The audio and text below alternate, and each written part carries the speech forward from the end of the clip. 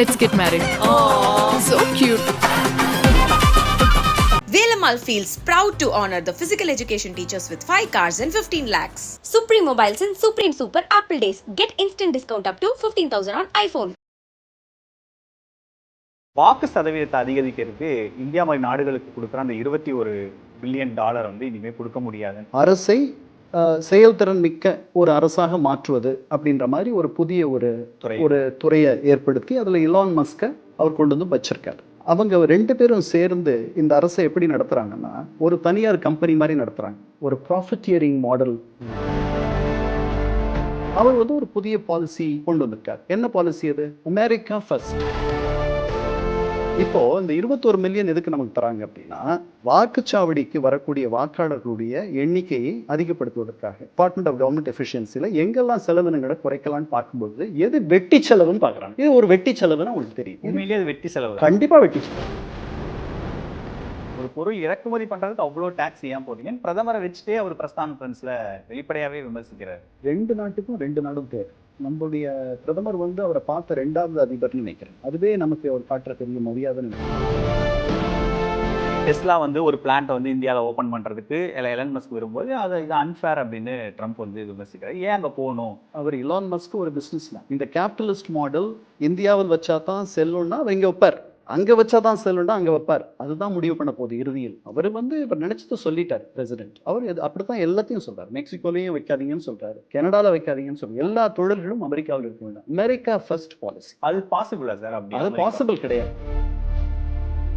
Migrant ஒர்க்கர்ஸை அவங்க treat பண்ண விதம் தான் ஒரு பெரிய சிக்கலை வந்து உருவாக்கி விரோதமாக அவர் வந்து 2.5 கோடி பேர் அங்கே இருக்கிறதா சொல்றாரு. அதுல 7.5 லட்சம் பேர் இந்தியர்கள். அந்த 7.5 லட்சம் பேர்ல கிட்டத்தட்ட 2 லட்சம் பேர் வந்து இந்த மெக்சிகோ வழியாகவும் கனடா வழியாகவும் தப்பா உள்ள வந்தவர். அவர்களை திருப்பி அனுப்பணும்னு நினைக்கிறார். அதுலலாம் யாருக்கும் எந்த விதமான மாறுபாடு கருத்தும் இல்லை. மனிதாபிமான அடிப்படையில் அவங்க பண்ணணும்னு நம்ம நினைக்கிறோம். ஆனால் அவர்கள் வந்து ஒரு கிரிமினல்.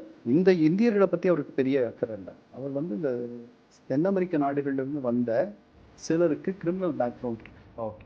அதனால இது வந்து ஒரு சென்சிட்டிவான இஷ்யூ. இதுல ஒன்றும் பெரிய அவரை குறை சொல்ல முடியும். தடாலடி, இந்த சென்சிட்டிவ் இஷ்யூல இவ்வளவு தடாலடி. அவர் தடாலடி பேர் வழி தானே.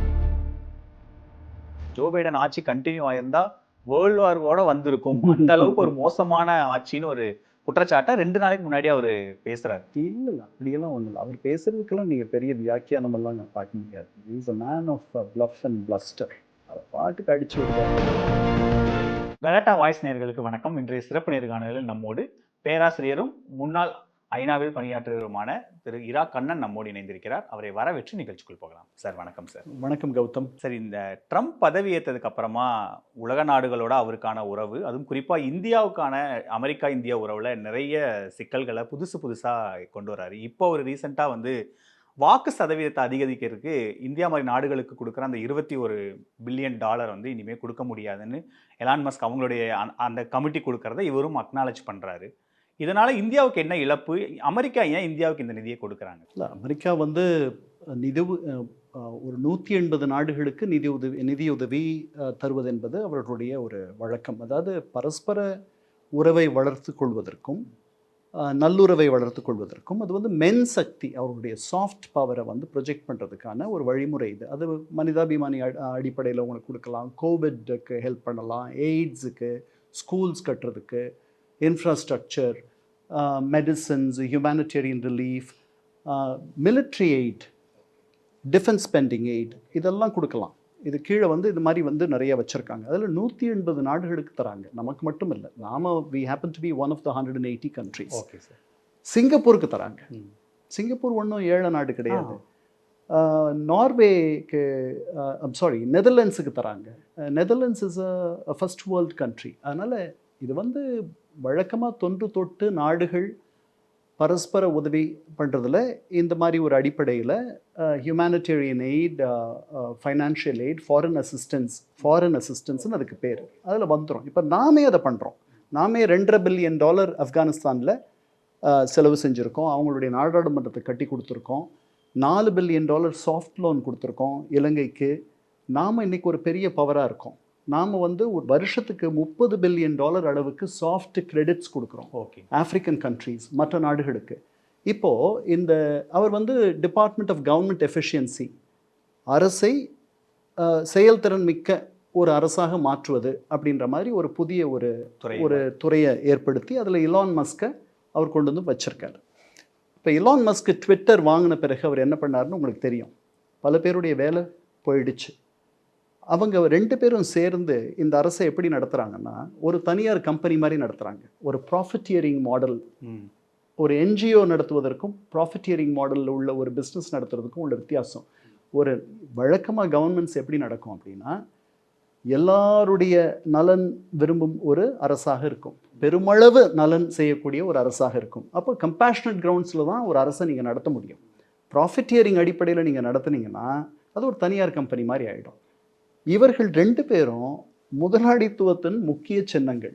2 பேரும், ஒருத்தர் உலகத்தினுடைய நம்பர் 1 பணக்காரர், இன்னொருத்தர் ஒரு காலத்தில் ரியல் எஸ்டேட்டில் இருந்து இந்த இடத்துக்கு வந்திருக்கிற ஒரு அவர் வந்து எல்லாமே டிரான்சாக்ஷனலாக பார்க்குற ஒரு தலைவர். ஓகே, நான் என்ன உங்களுக்கு தரேன், நீங்கள் என்ன எனக்கு தரீங்க, இப்படி வந்து அவர். அப்புறம் நம்முடைய தனிப்பட்ட முறையில் உள்ள நட்பு, அதை எப்படி லெவரேஜ் பண்ணுறது, அதில் எப்படி உங்ககிட்ட இருந்து நான் ஏதாவது வாங்குறது. அவர் வந்து ஒரு புதிய பாலிசி கொண்டு வந்திருக்கார். என்ன பாலிசி அது? America first. அப்போ இதுக்கு முன்னாடி இருந்தவங்க அமெரிக்கா செகண்ட்னு சொன்னாங்களா? இல்லை. பட் அவர் இந்த கொள்கையை கொண்டு வந்து America first, make America great again, MAGA அப்படின்னு அவர் சொன்னது அங்கே பெருமளவில் வந்துட்டு மக்கள் வந்து ஏற்றுக்கிட்டாங்க. ஏன்னா இதற்கு முன்னாடி அவங்களுக்கு முக்கியமாக இருந்த சில பிரச்சனைகளை அவர்கள் சரியாக கவனிக்கவில்லை அப்படின்ற மாதிரி ஒரு எண்ணம் இருக்குது. லைக் எல்லைகளை அவர்கள் போதுமான அளவு பாதுகாக்கவில்லை, சட்டவிரோதமாக நிறைய பேர் வந்துட்டாங்க, அமெரிக்கர்கள் வேலை இழந்து விட்டார்கள், அவர்களுடைய வேலைகள் எல்லாம் வெளிநாடுகளுக்கு சென்று விட்டன, அல்லது இந்த மாதிரி வந்தவர்கள் அந்த வேலைகளை எடுத்துக்கொண்டார்கள், அப்புறம் விலைவாசி உயர்வு வந்து கட்டுக்கடங்காமல் போயிடுச்சு, இப்படியெல்லாம் ஒரு எண்ணம் இருந்துச்சு. அப்புறம் ரொம்ப இடதுசாரித்தனமாக வந்து ஜனநாயக கட்சி ஆட்சி போயிடுச்சு. ஒரு 14 வயசு பையன் போயிட்டு நான் வந்து பெண்ணாக இருக்க வேண்டிய ஆள், நானா ஒரு ஆணாக இருந்துட்டேன், ஏன்னா நீங்கள் பெண்ணாக மாற்றிருங்கன்னு சொன்னால் அது அரசு உதவியோட அந்த பால் மாற்ற அறுவை சிகிச்சை நடந்துவிடும்.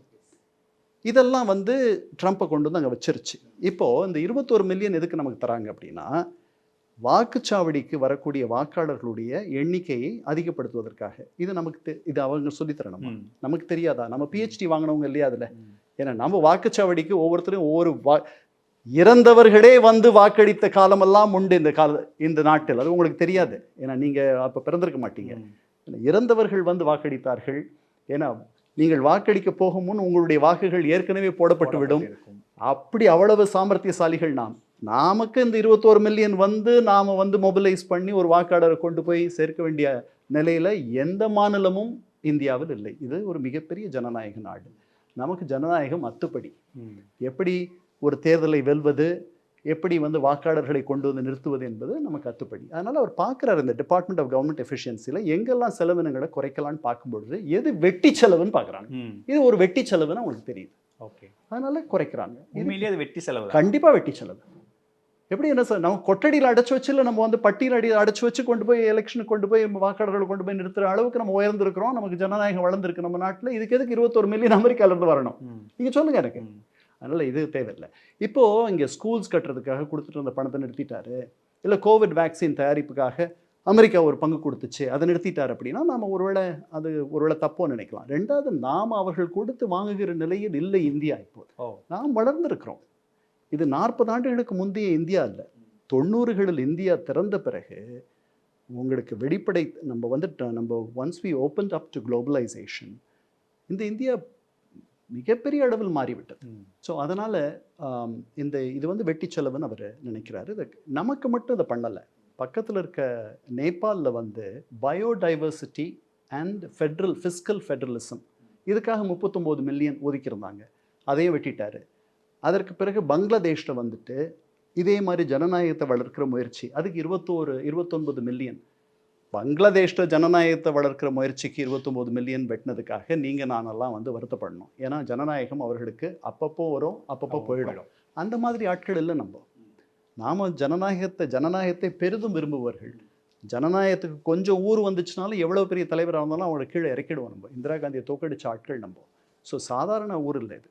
அதனால் இந்த 21 மில்லியன் வந்து இங்கே வாக்குச்சாவடிகளுக்கு வாக்காளர்கள் அதிக அளவில் வரணும்ன்ட்டு நாம் நினச்சோம்னா அது வந்து கொஞ்சம் வேடிக்கையான ஒரு. ஆனால் என்னென்ன சார், இன்றைக்குமே நம்ம அதிகமாக போல் உங்களுக்கு 70% 75% அளவுக்கு தான் உங்களுக்கு போலிங் ஆகுது. இன்னமும் மக்கள்கிட்ட அவேர்னஸ் வரணுங்கிற மாதிரியான பார்வைகள்லாம் இருக்கும்போது இப்படி ஒரு வாக்கு சதவீதத்தை உயர்த்துறதுக்காக நிறுத்தப்படுறது, அந்த ஃபண்டு நிறுத்தப்படுது அப்படிங்கிற இந்த பேசுபொருள் இன்னமும் அதை வந்து ஒரு மாதிரியான ஒரு பேசுபொருளாவே அதை வச்சிருக்குல்ல. அதை அவர் என்ன சொன்னாரு, what about polling and what about voter turnout in America அப்படின்னு கேட்டார். இங்கேயும் 65% வாக்குகள் சர்வசாதாரணமாக பதிவாகுது, அங்கேயும் அந்த அளவில் பதிவாகுது. இப்போ நீங்கள் நினைக்கிற 85-80% வாக்குகள் எப்போ பதிவாகும் அப்படின்னா, வாக்களிப்பது என்பது கட்டாயம்னு நீங்கள் ஆக்கினால் ஒழிய, இப்போ ஆஸ்திரேலியாவில் வாக்களிப்பது கட்டாயம், நீங்கள் பண்ணணும். அதுக்கு ஏதாவது பியூனிட்டிவ் மெஷர்ஸ் இருக்கும்னு நினைக்கிறேன், பெனல்ட்டி இருக்கும்னு நினைக்கிறேன் நீங்கள் பண்ணலைன்னா. அந்த மாதிரி பண்ணால் ஒழிய எல்லாரும் வரமாட்டார்கள். எப்படி அவங்க பல காரணம் இருக்கலாம். அவர்களுக்கு வந்து ஜனநாயகத்தில் நம்பிக்கை இல்லாமல் இருக்கலாம். இன்றைக்கி இருக்கிற தலைவர்களெல்லாம் பார்க்கும் பொழுது பெரிய நம்பிக்கை வருது ரொம்ப கஷ்டம். 10 ஆண்டுகளுக்கு முன்பு வந்து ரொம்ப ரெலவெண்ட்டாக இருந்த ஆம் ஆத்மியினுடைய அரவிந்த் கெஜ்ரிவால் இன்னைக்கு வந்து அரசியலுடைய அதில் பாதாளத்திற்கு சென்று விட்டார். அதே மக்கள் தான், அவரை போற்றியவர்கள் தான். அவர்கள் அன்று பெரிய வெற்றிகளை தந்தார்கள், இன்று அவரை மண்ணை வைத்து விட்டார்கள். இந்த நாடு வந்து பெருந்தலைவர் காமராஜரை தோற்கடித்தது, பேரறிஞர் அண்ணாவை தோற்கடித்தது, இந்திரா காந்தி அம்மையாரை வீட்டுக்கு அனுப்பியது, ஜெயலலிதா அம்மையாரை வீட்டுக்கு அனுப்பியது. அதனால் இந்த நமக்கு ஜனநாயகம் என்பது வந்து 65 என்பது ஒரு அக்செப்டபிள் லிமிட்னு தான் நான் நினைக்கிறேன். நீங்கள் 80-85 போகிறதுக்கு what will this 21 million do? அது வந்து பீனட்ஸ். ஓகே, சரிதானா? இது வந்து உங்களுக்கு ஒரு விழிப்புணர்வை இது வந்து தி மோஸ்ட் பொலிட்டிக்கலி அவேர் சொசைட்டின்னு எனக்கு தோணுது. இந்தியன்ஸ் நம்ம பேசுகிற பல நேரங்களில் நம்முடைய லிவிங் ரூம்ஸில் நம்ம அரசியல் தானே பேசுகிறோம். அந்த மாதிரிலாம் கிடையாது அமெரிக்காவில், அந்த மாதிரிலாம் ஐரோப்பாவில் கிடையாது. அவர்கள் ரொம்ப இயல்பாக வாழ்க்கையை வாழ்ந்து கொண்டிருக்கிறார்கள். நாம் நிறைய நம்முடைய வீடுகளில் அரசியல் வந்து உட்கார்ந்து விட்டது. அதனால் இந்த விழிப்புணர்வு என்பது நாம் ஒவ்வொரு குடும்பத்தில் இருக்கவர்கள் விழிப்புணர்வு உள்ளவர்கள் அவர்களுடைய பெண்களை கொண்டு போய் வாக்குச்சாவடிக்கு செல்வது, அது நம்மக்கிட்ட தான் இருக்குது. அதுக்கு எதுக்கு அமெரிக்க உதவி? சரி, இப்போ இந்த விவகாரத்து இது மட்டும் இல்லாமல் அடுத்தடுத்து இப்போது டெஸ்லா வந்து ஒரு பிளான்ட்டை வந்து இந்தியாவில் ஓப்பன் பண்ணுறதுக்கு எலன் மஸ்க் விரும்பும்போது இது அன்ஃபேர் அப்படின்னு ட்ரம்ப் வந்து விமர்சிக்கிறார். ஏன் அங்கே போகணும்? இங்கே ஏற்கனவே அங்கே நிறைய டேக்ஸ் போடுறாங்க, இறக்குமதி வரி டபுள் த டேக்ஸ் இருக்குது, ஏன் அங்கே போகிறீங்கன்ற மாதிரியான விஷயங்களை வைக்கிறாரு. இந்தியாவுக்கு இப்போ குறிப்பாக ட்ரம்ப்புக்கும் மோடிக்கும் நல்ல ஒரு நட்பு ரீதியான நல்ல உறவு இருக்கும் போதும் அவர் ஏன் இந்தியாவை ஒரு விதமான ஒரு பகை நாடுங்கிற மாதிரியே அவர் அப்ரோச் பண்ணுறாருங்கிற மாதிரியான ஒரு பிம்பம் இருக்குல்ல, அதை எப்படி பார்க்குறீங்க? இல்லை, அது நம்ம தான் அப்படி பார்க்குறோம். அவர் எல்லா நாடுகளும் அவருக்கு நெருக்கமாக இருக்கிற அண்டை நாடான கனடா வந்து அவருக்கு என்ன எதிரியா என்ன? அந்த கனடாவை வந்துட்டு பந்தாடிட்டு இருக்கார். பக்கத்தில் இருக்க மெக்சிகோ என்ன அவருக்கு என்ன எதிரியா என்ன? அவர்களை வந்து அவர் எப்படி நடத்துகிறாருன்னு நீங்கள் பார்த்துருக்கீங்க. அதனால் ஐரோப்பியர்கள் அவருக்கு என்ன எதிரியா? அவருடைய நண்பர்கள். அவர்கள் நேட்டோவில் அமெரிக்கர்களை நம்பி இருக்கக்கூடிய 27 உறுப்பு நாடுகள் இருக்கின்றன. நேட்டோவில் 29 உறுப்பு நாடுகள்.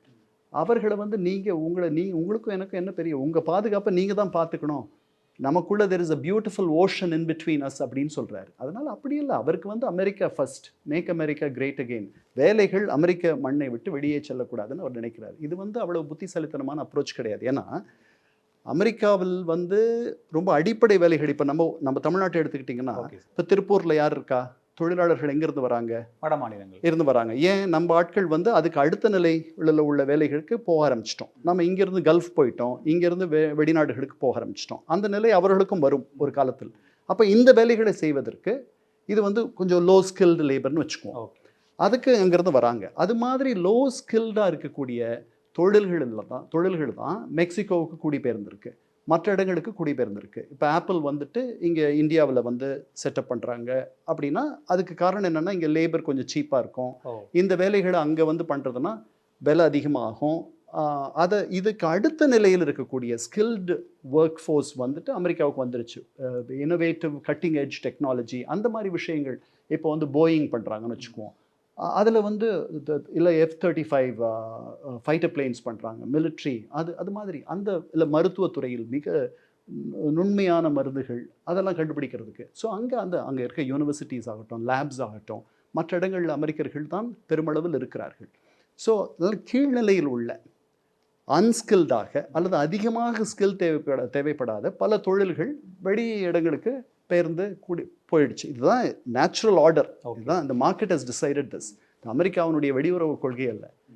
கம்பெனிஸ் வந்துட்டு அங்கே பண்ணால் cheap, so they assemble things there in Vietnam, they assemble it in Singapore, they manufacture transistor in Singapore, Taiwan, இந்த மாதிரி போயிட்டு இருந்துச்சு. ஸோ இதை வந்து அவர் ரிவர்ஸ் பண்ணணும்னு நினைக்கிறார். ஓகே, சரிதானா? எந்த தொழிலுமே அமெரிக்காவை விட்டு போகக்கூடாது. தே ஷுட் பி அந்த பெர்செப்ஷன் அமெரிக்கன்ஸ் மத்தியில் இருக்குது. நிறைய தொழில்கள் இங்கேருந்து போயிடுச்சு, ஓகே, நம்ம அதனால தான் ஒரு வேளை வேலை இல்லாத இருக்குமோ. ஏன்னா அமெரிக்காவில் பொதுவாக நான் 87லேருந்து அங்கே போயிட்டு வந்துட்டுருக்கேன். 87லேருந்து 93 வரைக்கும் நாங்கள் படித்தேன். ஒரு வருஷம் இடையில இல்லை, என்னுடைய மேல் படிப்பெல்லாம் அங்கே தான். ஸோ அங்கே வந்து அமெரிக்கர்கள் மத்தியில் பெருமளவு இந்த ஃபாரின் அசிஸ்டன்ஸ் வந்து அமெரிக்கா தன்னை பற்றி கவலைப்படுவதை காட்டிலும் உலகத்தை பற்றியும் உலகத்தில் உள்ள சிக்கல்களை பற்றியும் கவலைப்படுவதாக சாதாரண அமெரிக்கர்கள் எண்ணுவது என்பது வந்துட்டு ரொம்ப சாதாரணமாக போயிடுச்சு. அவர்களுடைய அந்த அச்சத்தை அவர் வந்து தட்டி பார்க்கிறார். சரிதானா? அதை போக்குவதற்கு நான் முயல்கிறேன் அப்படின்னு சொல்கிறார். நம்பர் 1. நம்பர் 2 வந்துட்டு என்னென்னா, இந்த மாதிரி வேலை வாய்ப்புகள் அவர்கள் மிகப்பெரிய தொழில்களை தொடங்கி இருக்கிறார்கள், பெரிய அளவில் வந்திருக்கிறாங்க. ஆனால் மேனுஃபேக்சரிங் எல்லாம் எங்கே நடக்குது? சைனாவில் நடக்குது. எஸ், அவர்களுடைய ஊருக்கு பெருமளவில் வரக்கூடிய பொருட்கள் சைனாவிலிருந்து வருது. 70களுடைய இறுதியில் அல்லது 70களின் மையத்தில் உங்களுக்கு மத்தியில் ஜப்பானிலிருந்து கார்கள் வர தொடங்கின. அமெரிக்க கார் தொழில் படுத்து விட்டது. அதுதான் அவர்களுடைய மிகப்பெரிய தொழில். இது மாதிரி அவர்கள் வந்து முன்னணியில் இருந்த பல தொழில்களில் அவர்கள் பிந்தி விட்டார்கள். அதற்கு காரணம் என்னன்னா, Japanese work ethic, Chinese work ethic, அதைத்தான் சரி பண்ணணுமே ஒழிய அதை விட்டுட்டு அங்கே போய் தொழிற்சாலை ஆரம்பிக்கிறது தப்பு, இங்கே பண்ணணும் அப்படின்னா அவர் இலான் மஸ்க் ஒரு பிஸ்னஸ் மேன். Yes sir. இந்த கேபிட்டலிஸ்ட் மாடல் இந்தியாவில் வச்சா தான் செல்லுன்னா அவர் இங்கே வைப்பார், அங்கே வச்சா தான் செல்லுன்னா அங்கே வைப்பார். அதுதான் முடிவு பண்ண போகுது இறுதியில். இவர் நினைச்சதை சொல்லிட்டார் பிரசிடென்ட். அவர் அப்படித்தான் எல்லாத்தையும் சொல்றாரு. மெக்சிகோலையும் வைக்காதீங்கன்னு சொல்றாரு, கனடாவில் வைக்காதீங்கன்னு சொல்லி எல்லா தொழில்களும் அமெரிக்காவில் இருக்க வேண்டாம். America first policy. அது பாசிபிளா சார்? அப்படி அது பாசிபிள் கிடையாது. அது பாசிபிள் கிடையாது. இந்த டாரிஃப் அவரை வந்து உயர்த்துறது வைக்கிறது இதெல்லாம் வந்து நடுத்தர மிடில் கிளாஸ் அமெரிக்கன்ஸை தான் கடைசியில் பாதிக்கும். இப்போ டாரிஃப் அவர் உயர்த்தினார்னா அந்த நாடு வந்து இங்கேருந்து வர பொருட்களுடைய டாரிஃபை உயர்த்தும். ஸோ இதனால் யாருக்கும் பெரிய பலன் இல்லை. இது வந்து பொருளாதார நிபுணர்கள் இந்த கருத்தெல்லாம் சொல்லியிருக்காங்க. இதை நான் ஒத்துக்கலைன்னு சொல்கிறாரு. ஓகே, ஆனால் அவர் இந்தியா மேலே தான் விமர்சனத்தை வைக்கிறாரு. இங்கே தான் அவ்வளோ டேக்ஸ் போடுறீங்க, ஒரு பொருள் இறக்குமதி பண்ணுறதுக்கு அவ்வளோ டேக்ஸ் ஏன் போடுறீங்கன்னு பிரதமரை வச்சுட்டே அவர் ப்ரெஸ் கான்ஃபரன்ஸில் வெளிப்படையாகவே விமர்சிக்கிறாரு. அவர் சொல்கிற பல செய்திகள் வந்து ஒரு அளவுக்கு தான் வந்து நம்ம வந்து அது அந்த பின்னணி சரியாக இருக்கும்னு நினைக்கலாம். ஏன்னா ஃபார் இன்ஸ்டன்ஸ் ஜெலன்ஸ்கி பற்றி சொல்லும்போது என்ன சொன்னார், இவருக்கு 4% தான் அப்ரூவல் ரேட்டிங் இருக்குது அவங்க ஊர்லன்னு சொன்னார். அது எங்கேருந்து அந்த கருத்து கணிப்பு அவர் கண்டுபிடிச்சாருன்னு நமக்கு தெரியாது. அதே மாதிரி நாம் 13% டாரிஃபை இந்த பட்ஜெட்டில் 11%க்கு குறைச்சிட்டோம். இதெல்லாம் எதிர்பார்த்து தான் பண்ணோம். வெகு சில பொருட்களுக்கு தான் நாம் வந்து 100-150% டாரிஃப் அப்படின்ற மாதிரி வச்சுருக்கோம். அது வெகு சில பொருட்கள். ஆனால் India is a highly taxing country அப்படின்றது உண்மை தான். சரி, ஆனால் இங்கே வந்து டாக்ஸஸ் ஆர் ரிலேட்டிவ்லி ஹையர். அவர் அதை நினச்சி சொல்கிறார். அவர் வந்து ஒரு ஆனெக்டோட்டல் எவிடன்ஸோடு பேசுகிறாரு. இதெல்லாம் வந்து சரி பண்ணிட முடியும். அவருக்கு வந்து இந்தியா மேலே ஒரு பெரிய மரியாதை இருக்குது. அவரை சுற்றி பாருங்கள், எஃபிஐயோட சீஃபாக காஷ் பட்டேல்னு ஒரு இந்திய வம்சாவளியினர் தான் போட்டிருக்காரு. அவர் பக்கத்தில் விவேக் ராமசாமியை அந்த டிஓஜியோடைய இலான் மஸ்கோடைய சேராக போட்டிருந்தார், ஹெட்டாக. அவர் தான் விலகிட்டார். அதனால் அவர் வென்றது ஒரு பாதி இந்திய பெண், பாதி தமிழ் பெண் இன்னும் சொல்ல போனால். அதனால் அவரை சுற்றி பல இந்தியர்கள் என்று பெரிய அளவில் பெரும் இடங்களில் தொழில்துறையிலாகட்டும், அரசியலாகட்டும், இல்லை மற்ற இடங்களாகட்டும் வந்து விட்டார்கள். பல இடங்களில் எப்படி ஸ்பானிஷ் பேசுகிற மக்கள் பெரிய இடங்களுக்கு வந்திருக்காங்க. இப்போ அவருடைய வெளியுறவுத்துறை அமைச்சர் இருக்காரு, அவர் கியூபன் பேரண்ட்ஸுக்கு பிறந்த மைக்ரண்ட், மார்க்கோ ரூபியோ. ஸோ அதெல்லாம் கலந்தது தான் அமெரிக்கா. அது எப்படி அமெரிக்கா ஃபர்ஸ்ட்டில் வந்துட்டு எல்லாத்தையும் மாற்றிட முடியும்? சார், இந்த ஒட்டுமொத்த விவகாரத்துடைய மையப்புள்ளி வந்து மைக்ரண்ட் ஒர்க்கர்ஸை அவங்க ட்ரீட் பண்ண விதம் தான் ஒரு பெரிய சிக்கலை வந்து உருவாக்கியிருக்கு. ஆக்சுவலாக அந்த நீங்கள் அங்கேயே இருந்து பார்த்துருக்கீங்க. யூஸ்வலி அமெரிக்காவில் இந்த மாதிரியான மைக்ரன்ஸை, இந்த மாதிரி இல்லீகலாக இருக்கிறவங்கள அப்படி தான் ட்ரீட் பண்ணுவாங்களா, இல்லை இந்தியன்ஸை மட்டும் அப்படி ட்ரீட் பண்ணாங்கன்ற ஒரு விமர்சனமும் ஒரு பார்வையும் வைக்கப்படுது. இங்கே அது அரசியலாக மிகப்பெரிய அளவுக்கு பேசுபொருளாக இருக்குது. அரசு மேலே ஒரு கடும் விமர்சனம் இருக்குது. பிரதமர் அங்கே போனப்போ கூட இது தொடர்பாக பேசலைங்கிற ஒரு பார்வையும் இருக்குது. இது நீங்கள் எப்படி பார்க்குறீங்க? வெளிப்படையாக பேசலை பிரதமர். ஒருவேளை அவங்க தனிப்பட்ட முறையில் பேசியிருப்பாங்களோ, கண்டிப்பாக நம்ம அம்பாசிடர் வந்து அவங்களுடைய வெளியுறவுத்துறையோட சொல்லியிருப்பாங்க, இது வந்து எங்களுக்கு பெரிய சிக்கலை எங்களுடைய இமேஜுக்கு அங்கே இந்தியாவில் வந்துட்டு ஏற்படுத்துது, அதனால் இது மாதிரி நீங்கள் அடுத்து அனுப்புகிறவர்களை அப்படி பண்ணாதீங்கன்ட்டு. இது வந்து இந்தியர்களை விலங்கு போட்டு அனுப்புனாங்க, வச்சாங்க, அதெல்லாம் தேவையில்லாது. பட்டு ட்ரம்ப்புக்கும் மனிதாபிமானத்திற்கும் ஹியூமேன்னஸுக்கும் பெரிய சம்மந்தமெல்லாம் ஒன்றும் இல்லை. அவர் ஒரு கம்பெனி நடத்துகிற மாதிரி அந்த நாட்டை நடத்த பார்க்குறாரு. ஏன்னா அதனால் வந்து இப்படியெல்லாம் இந்த அசம்பாவிதங்கள்லாம் நடக்குது. இதே மாதிரி அவர் அங்கே வெனசுவேலாவுக்கோ ஏதோ ஒரு சவுத் ஆஃப்ரிக்கன் கண்ட்ரிக்கு முதல்ல ஒரு 2 பிளேன் லோட் பீப்புள் அனுப்புனார். அவங்களையும் அவங்க சரியாக நடத்தலை. விலங்கு போட்டாங்களா என்னன்னு தெரியாது. பட் அவங்களும் கண்ணியக்குறைவாக இவர்கள் அனுப்புனாங்கன்னு சொன்ன உடனே, நீ இந்த 2 பிளேன் லோடு ஆட்களை எடுத்துக்கலைன்னா உங்கள் மேலே பொருளாதார சாங்ஷன்ஸ் வரும்னு சொன்ன பிறகு அவர்கள் வந்து கொலம்பியான்னு நினைக்கிறேன், கொலம்பியா அவர்கள் எடுத்துக்கிட்டாங்க. அதனால் அவர் வந்து எடுத்தோம் கவிழ்த்தோன்னு பண்ணுறாள். அதடி கொலம்பியா ஒரு எதிர்ப்பாக தெரிவிச்சாங்க, நீங்கள் வந்து ஒரு சிவிலியன் ஃப்ளைட்டில் அனுப்புங்க, நீங்கள் ஏன் ராணுவ விமானத்தில் அனுப்புறீங்கிற ஒரு குறைஞ்சபட்ச எதிர்ப்பாவது அவங்க தெரிவிச்சாங்க. இங்கே இருக்கிற சைட்லேருந்து அவ்வளோ போதிய எதிர்ப்பு இல்லைன்னு ஒரு பார்வை சொல்ல. போதிய எதிர்ப்பு இல்லை தான், அவர்களோட ஒத்து போகணும்னு தான் நினைக்கிறாங்க. நம்பர் 1. இதற்கு முன்னாடி வந்துட்டு பைடன் அட்மினிஸ்ட்ரேஷனும் ஆட்கள் அனுப்பியிருக்காங்க. 1100 பேர் என்னமோ ஒரு 4-5 மாதங்களுக்கு முன்பாக இங்கே வந்தார்கள். அவர்கள் வந்ததும் தெரியாது, போனதும் தெரியாது. அந்த மாதிரி ஒரு அமைதியாக நல்லபடியாக நடந்துச்சு. இது வந்து ஆர்ப்பாட்டத்தோடு நான் யார் தெரியுமா அப்படின்ற மாதிரி அவர் எல்லாம் பண்ணுறாரு. அவர் ட்விட்டர்லேயே வெளியுறவு கொள்கையை அறிவிக்கிற ஒரு பெரும் தலைவராக மாறிவிட்டார். அவர் வந்து ஒரு எஸ்டாப்ளிஷ்ட் அரசியல் தலைவர் அல்ல. அவர் வந்து ஒரு ரியல் எஸ்டேட் அதிபருடைய மகன். அவர் ரியல் எஸ்டேட்டுக்கு வரார். ரியல் எஸ்டேட்லேருந்து அதுக்கப்புறம் கசினோஸ் வாங்கி நடத்துகிறார். அதற்கப்புறம் வந்து ஒரு பெரும் தொழிலதிபராக அவர் வந்து வெற்றி பெறுகிறார். அவர் வெற்றி பெற்றதில் வந்து நிறைய குறை காண்பவர்கள் இருக்கிறார்கள். அவர் நியாயமான முறையில் வெற்றி பெறவில்லை, பல நேரங்களில் அவர் ஒழுங்காக வரி செலுத்தவில்லை, இப்படிலாம் சொல்கிற எவ்வளோ பேர் இருக்காங்க. அவருடைய வழிமுறைகள் வந்துட்டு ரொம்ப தடாலடியாக தான் இருந்துச்சு. நான் முன்னாடி சொன்ன காரணங்களால் ட்ரம்ப் மாதிரி ஒருத்தர்கிட்ட ஒரு 25 லட்சம் பேர், அதிகமான பேர் அவருக்கு வாக்களித்து அவரை கொண்டு வந்து இங்கே நிறுத்தி விட்டார்கள். நிறைய பேர் அவர் வெற்றி பெற்ற அன்னைக்கு நான் அப்போது யூனிவர்சிட்டி ஆஃப் ஜார்ஜியாவில் நான் அப்போ சொல்லி கொடுத்துட்ருந்தேன். அந்த நேரத்தில் அங்கே தான் இருந்தேன். இந்த பல்கலைக்கழக வளாகங்கள், அதை சுற்றி உள்ள இடங்களிலெல்லாம் இந்த இழவு வீடுகள் போர் இருந்தன. அந்த அளவுக்கு வந்துட்டு ஒரு படித்தவர்கள் மத்தியில் அவருடைய வெற்றி அவர்களை மிகவும் சோர்வடைய வைத்தது, துன்பப்பட வைத்தது, சோகமயமாக்கியது. அதனால் அவருடைய இந்த முயற்சி அவருடைய தலைமை இது எந்த அளவுக்கு வெற்றி தரும், அவருக்கும் சரி, அமெரிக்கர்களுக்கும் சரி, அல்லது உலக நாடுகளுக்கும், இந்த அதிரடி நடவடிக்கைகள் ஒரு ஃபேராக இல்லாத, ஒரு நடுநிலைமையோடு இல்லாத, ஒரு நிதானமான அணுகுமுறை இல்லாமல், ஒரு மனிதாபிமான அணுகுமுறை இல்லாமல், இப்படி வந்து நான் தம்பி சண்டை பிரசண்டன் அப்படின்ற மாதிரி அவர் எடுக்கிற இந்த முடிவுகள் வந்துட்டு எந்த அளவுக்கு அந்த நாட்டுக்கே வெற்றியை தரும் என்பது தெரியவில்லை. அவருக்கு வாக்களித்தவர்களே எவ்வளவு நாள் அவருக்கு ஆதரவாக இருப்பார்கள் என்பதும் எனக்கு ஐயம். அவருக்கும் இலான் மஸ்குக்கும் உள்ள நட்பு எவ்வளவு நாள் தொடரும் என்பதிலும் எனக்கு ஒரு சின்ன சந்தேகம் உண்டு. 2 பேருமே வெரி ஈகோயிஸ்டிக் பீப்புள்.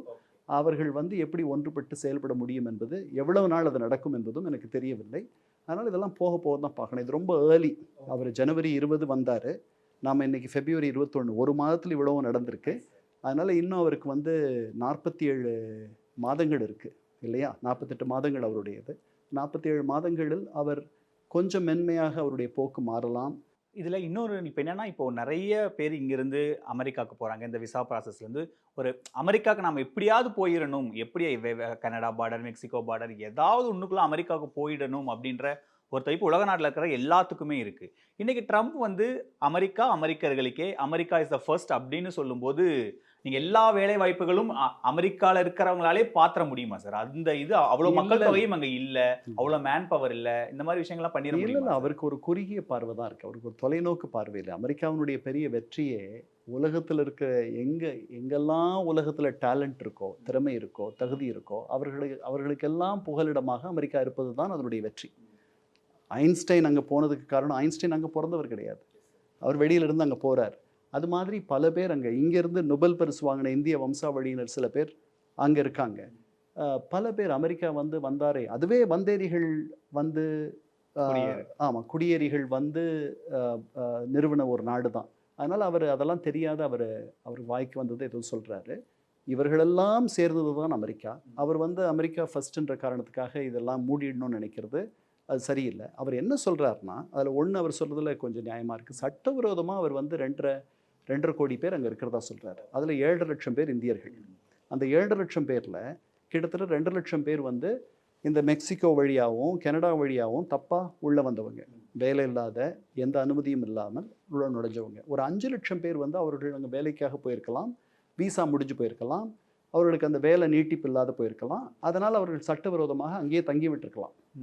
அவர்களை திருப்பி அனுப்பணும்னு நினைக்கிறார். அதிலெல்லாம் யாருக்கும் எந்த விதமான மாறுபாடு கருத்தும் இல்லை. அதை வந்து மனிதத்தன்மையோட மனிதாபிமான அடிப்படையில் அதை அவங்க பண்ணணும்னு நம்ம நினைக்கிறோம். ஆனால் அவர்கள் வந்து ஒரு கிரிமினல், ரைட்டா? அவருடைய பார்வையில் அவர்கள் கிரிமினல் தான். இந்த இந்தியர்களை பற்றி அவருக்கு பெரிய அக்கறை இல்லை. அவர் வந்து இந்த தென் அமெரிக்க நாடுகள்லேருந்து வந்த சிலருக்கு கிரிமினல் பேக்ரவுண்ட் இருக்குது. ஓகே. சிலர் ரேபிஸ்ட்ஸாக இருந்திருக்காங்க, சில பேர் மர்டரஸாக இருந்திருக்காங்க. அவர் வந்து இந்த மாதிரி ஆயிரக்கணக்கான பேர் ரேபிஸ்ட்ஸும் மர்டரஸும் இங்கே வந்துட்டாங்கன்ட்டு பெருசாக அவருடைய பிரச்சாரத்தின் போது சொன்னார். அதுக்கு இந்த ஜனநாயக கட்சி ஆட்சி வழிவகுத்ததுன்னு சொன்னார். அதெல்லாம் மக்கள் ஏற்றுக்கிட்டாங்க. ஸோ இந்த 2.5 கோடின்றது பல பேர் வந்து 1.4 கோடி பேர் இருக்கலாம் அப்படின்ற மாதிரி ஒத்துக்கிறாங்க. இவர்களை அவர் திருப்பி அனுப்பணும்னு நினைக்கிறார். அது ஒரு வகையில் தப்பு ஒன்றும் கிடையாது. ஏன்னா அங்கே வந்து சட்டபூர்வமாக குடியுரிமை வாங்குவதற்கு நம்ம மாதிரி ஆட்கள்லாம் வந்து இந்தியர்கள் குறிப்பாக 15-20 ஆண்டுகள் காத்திருக்க வேண்டியிருக்கு. இவர்கள் திடீரென்று வருகிறார்கள். நம்ம ஊர்லேயே அது நடந்துச்சுல்ல, அஸ்ஸாமில் வந்துட்டு வெளிநாட்டிலிருந்து வந்தவர்கள் வந்தார்கள்னு ஒரு பெரிய மாணவ போராட்டம் நடந்துச்சு. 85 ராஜீவ் காந்தி அவர்களோட ஒரு ஒப்பந்தம் செய்து கொண்டார். அதனால் இது வந்து ஒரு சென்சிட்டிவான இஷ்யூ. இதில் ஒன்றும் பெரிய அவரை குறை சொல்ல முடியும்னு சொல்ல தடாலடி. இந்த சென்சிட்டிவ் இஷ்யூல இவ்வளவு தடாலடி. அவர் தடாலடி பேர் வழி தானே. அவர் he likes to be in the limelight. அவர் பண்ணுற எல்லாமே அப்படித்தானே. அவர் வந்து அவர் வந்து ஒரு, நான் தான் சொன்னேன், அவர் ஒரு எஸ்டாப்ளிஷ்ட் பாலிட்டிஷியன் கிடையாது. ஓகே. அவர் வந்து ஒரு ஷோமேன். அவர் ஷோமேன் தான். அவர் ஒரு வந்துட்டு நீங்கள் வந்து ஒரு சினிமா நடிகருக்குரிய அத்தனை குணாதிசயங்களும் அவரிடம் இருக்குது. அதனால் வந்துட்டு அவர் பேசுகிற போது ஷோ தான். அவர் பேசுகிற மொழி, அவருடைய உடல், அவர் நடக்கிறது வைக்கிறது எல்லாமே is a show man. He is not an established politician. He is not a leader in the traditional sense. இவர்கிட்ட வேறு என்ன எதிர்பார்க்க முடியும்? சரி, இப்போது வந்து அங்கே நீங்கள் சொல்கிற மாதிரி அமெரிக்கர்களுக்கு அமெரிக்கா ஃபஸ்ட் அப்படிங்கும்போது அங்கே நிறைய நாடுகளை சேர்ந்தவங்க இருக்காங்க.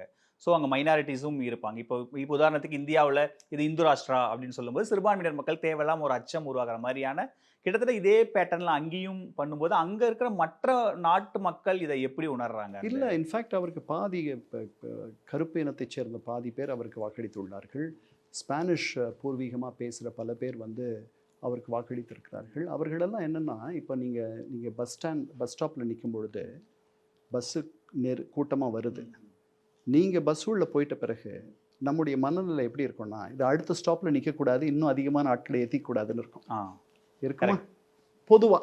பொதுவான உங்களுக்கு பெரிய பரந்த மனது இருந்தால் ஒழிய நம்ம இது வரைக்கும் போகிற அந்த பஸ்ஸு ஏற்கனவே இவ்வளவு இருக்குது, நெருக்கமாக இருக்குது, நமக்கு எதோ இடம் கிடைச்சது, இனிமேல் வரவர்கள் அவங்க அடுத்த பஸ்ஸில் வரட்டும், அடுத்த பஸ் வராத இருக்கும், அப்படி ஒரு பஸ்ஸே இல்லாத இருக்கலாம், ஆனால் உங்களுக்கு இடம் கிடைச்சிருக்கு. அந்த மனநிலையில் இருப்பவர்கள் நிறைய பேர் இருப்பாங்கல்ல. அவர்கள் வந்து விட்டார்கள், கஷ்டப்பட்டு வந்தார்கள், அவர்களை வந்து தங்க வச்சுக்கிட்டாங்க.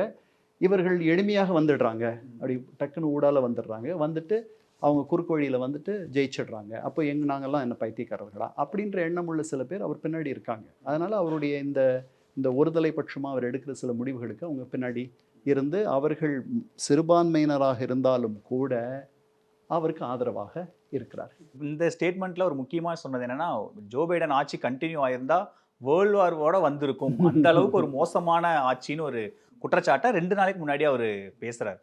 ஆக்சுவலாக மக்கள் நீங்கள் சொல்கிற மாதிரி அது ஒரு ஜனநாயகமான ஆட்சியாக இருந்தது, லெஃப்ட் ஆட்சியாக இருந்தது, நிறைய விஷயங்கள் பேசப்பட்டது, நிறைய விஷயங்கள் அந்த ஆட்சி மேலே நிறைய இருந்தது. பட் அவர் மேலே தனிப்பட்ட விமர்சனம் இருந்தாலும் ஆட்சி மேலே பெரிய அளவுக்கு விமர்சனம் எதுவும் இல்லாமல் இருந்தது. இப்போ உலகப்போரே வந்துருங்கிற அளவுக்கு ஒரு விஷயத்த கொண்டு போறாருங்கிறத இதுவும் தடாலடி பேச்சா மட்டும்தான் புரிஞ்சுக்கணுமா, அதுல ஏதாவது நுணுக்கத்தோட பேசுறாரா? இல்லை, அப்படியெல்லாம் ஒன்றும் இல்லை. அவர் பேசுறதுக்கெல்லாம் நீங்க பெரிய வியாக்கியானம் எல்லாம் பார்க்க முடியாது. Is a man of bluff and bluster. அவர் பாட்டுக்கு அடிச்சு விடுவார். 4% தான் அப்ரூவல் ரேட்டிங் இருக்குன்னு ஜெலன்ஸ்கி சொல்றாரு. இவருக்கு எப்படி தெரியும் எங்கேருந்து அந்த கருத்து கணிப்பு வந்துச்சு? ஜெலன்ஸ்கியோட எதிரிகள் சொல்கிறத அப்படியே எடுத்து அவர் சொல்கிறார். அது மாதிரி அவர் சொல்கிறதெல்லாம் பெருசாக எடுத்துக்க வேண்டிய அவசியம் இல்லை. பட் அவர்கிட்ட ஆட்சி அதிகாரம் இருக்குது. அதனால் அதுதான் இன்னைக்கு உலகத்தினுடைய ஒரே வல்லரசு. அதனோட தொழில் செய்வதற்கும் அவர்களுடைய எக்கானமி வந்து $29 ட்ரில்லியன் எக்கானமி. நம்முடைய எக்கானமி வந்துட்டு 5 ட்ரில்லியன் கூட இன்னும் தொடலை. இப்போ அவங்க எங்கேயோ இருக்காங்க, அந்த இடத்துக்கு நம்ம போகணும்னு நம்ம நினைக்கிறோம், அவர்களோட நல்லுறவை வளர்த்துக்கணும்னு நினைக்கிறோம். அதனால தான் இங்கேருந்து அதிகமான அவருடைய செயல்களுக்கு இது வரைக்கும் பெரிய அளவில் விமர்சனம் வரல. ஃபாரின் செக்ரட்டரி, நீங்கள் கேட்டதுனால சொல்கிறேன், ஃபாரின் செக்ரட்டரி வந்து நாங்கள் வந்து எங்களுடைய கண்டனத்தை தெரிவிச்சிருக்கோம்லாம் சொன்னார் நம்முடைய வெளியுறவுத்துறை செயலாளர். பட் அது வந்து அந்த அளவில் சொல்லியிருக்கக்கூடாது. ஃபாரின் மினிஸ்டர் பேசியிருக்க வேண்டிய ஒரு பேச்சு. பட் இந்த கவர்மெண்ட் வந்து சாஃப்ட் பெடல் செட். பட் ஏன் சாஃப்ட் பெடல் போறாங்கன்னு நினைக்கிறேன்? ஏன்னா அவங்களோட அவங்க அங்கேருந்து இன்வெஸ்ட்மெண்ட் வரணும், அந்த நாட்டோட வந்து இவங்களுக்கு ஒரு நல்லுறவு இருக்கணும் அப்படின்னு நினைக்கிறாங்க. 2 பேருக்கும் இப்போ அமெரிக்காவுக்கும் நம்ம தேவை, நமக்கும் அமெரிக்காவுக்கு தேவை. ஆனா ட்ரம்போட பிஹேவியர் நம்ம தேவைங்கிற மாதிரி இல்லையா? அவர் எல்லா நாடையும் ட்ரீட் பண்ற, கொலம்பியாவை ட்ரீட் பண்ற மாதிரி தான் இந்தியன்ஸையும் ட்ரீட் பண்றாருங்கும் போது, அப்போ இவ்வளவு பெரிய நாட்டோட கொலம்பியா மாதிரி சின்ன நாடோட ஈக்குவலாவே இருக்கட்டும்ங்கிற மாதிரியான தான் அவர் அப்ரோச் இருக்கு. இல்லையா, அவர் ஐரோப்பிய யூனியனே அப்படித்தான் நடத்துறாரு. ஓகே, அவர்களே ஒரு 27 29 நாடுகள் இருக்கிற அவ்வளோ பெரிய பிரிட்டிஷ் பிரைம் மினிஸ்டர் வந்து அவரை பார்க்கறதுக்காக காக்க வேண்டியிருக்கு. அவர் வந்து எல்லாரையும் ஒரே மாதிரி தான் வந்துட்டு நல்ல முறையில் நடத்த மாட்டேன்றார். அதில் வந்து இந்தியா அப்படின்லாம் ஒன்றுமே கிடையாது. அவருக்கு இப்போ மோடியை பிடிக்கும். அது அவருக்கு பிடிக்குதோ இல்லையோ, மோடி போய் அவரை தழுவிக்கிட்டதெல்லாம் நீங்கள் பார்த்தீங்க. அவர் உடனே தழுவவும் அனுமதிச்சார். அதனால் 2 பெரிய ஷோமேன் இருக்காங்க. இவங்க 2 பேருக்குள்ள வந்து சில குறிப்பிடத்தக்க ஷேடு தலைமை பண்புகள் இருக்குது. அவங்க வந்து உறுதியான தலைவர்கள். அவங்கள பற்றி நீங்கள் என்ன சொன்னாலும் கூட அவர்கள் வந்து ஒரு உறுதியாக ஒரு முடிவெடுத்தார்கள்னா அந்த முடிவிலிருந்து மாற்றிக்க மாட்டாங்க. அந்த மாதிரியான தலைவர்கள் அவர்கள். அதனால் அவர்களுக்கு ஒருவருக்கொருவர் அதனால் ஒரு அபிமானமும் மரியாதையும் இருக்கும். வெளியில் அவங்க பேசிக்கிறத வச்சு நீங்கள் பெருசாக எதுவும் முடிவு பண்ணக்கூடாது. உள்ளுக்குள்ளே வந்துட்டு அவர்களுக்குள் ஒரு புரிதல் இருக்கும்னு நான் நினைக்கிறேன். 2 நாட்டுக்கும் 2 நாடும் தேவை. அதுதான் நம்முடைய அந்த கட்டத்தில் இந்தியா இருக்குது இன்றைக்கி. அந்த கட்டத்தில் தான் அமெரிக்காவும் இருக்குது. அதனால் இந்த உறவு வந்து ட்ரம்ப் மாதிரி அவரை ப்ரெடிக்ட் பண்ண முடியாத ஒரு தலைவர் இருந்தாலும் கூட ஒரு நல்ல முறையில் தான் இந்த உறவு இருக்கும். நம்முடைய பிரதமர் வந்து அவரை பார்த்த 2வது அதிபர்னு நினைக்கிறேன் நான். ஆமாம் சார். அதுவே நமக்கு அவர் காட்டுற பெரிய மரியாதைன்னு எனக்கு தோணுது. ட்ரம்ப்பை பார்க்குறதெல்லாம் ஒன்றும் அவ்வளோ சாதாரணமான விஷயம் இல்லை. நெத்தன்யாவுக்கு அப்புறம் அதுக்கு அடுத்து நமக்கு வந்துட்டு அந்த வாய்ப்பு கொடுத்துருக்காரு. அவர் ஜப்பனீஸை பார்த்துருக்கலாம், UK பிரைம் மினிஸ்டர் பார்த்துருக்கலாம், அவங்கள யாரையும் பார்க்கல. ஸோ அதனால் நமக்கு ஒரு நல்லுறவு, அவருடைய இந்த மாதிரியான அதிரடி தலைவராக அவர் இருந்தாலும் கூட தொடரும் தான் நான் நம்புகிறேன். இந்த இலான் மஸ்க் இதெல்லாம் வந்து அவர்களுடைய இன்வெஸ்ட்மெண்ட் இதெல்லாம் வந்து ஒரு வகையில் அவர் அதுக்கு தடையாக இருப்பாருன்னு எனக்கு தோணலை. அவர் வந்து அவங்களுக்குள்ள எல்லாத்துலேயும் ஒற்றுமை இருக்கணும்னு நீங்கள் நினைக்க முடியாது.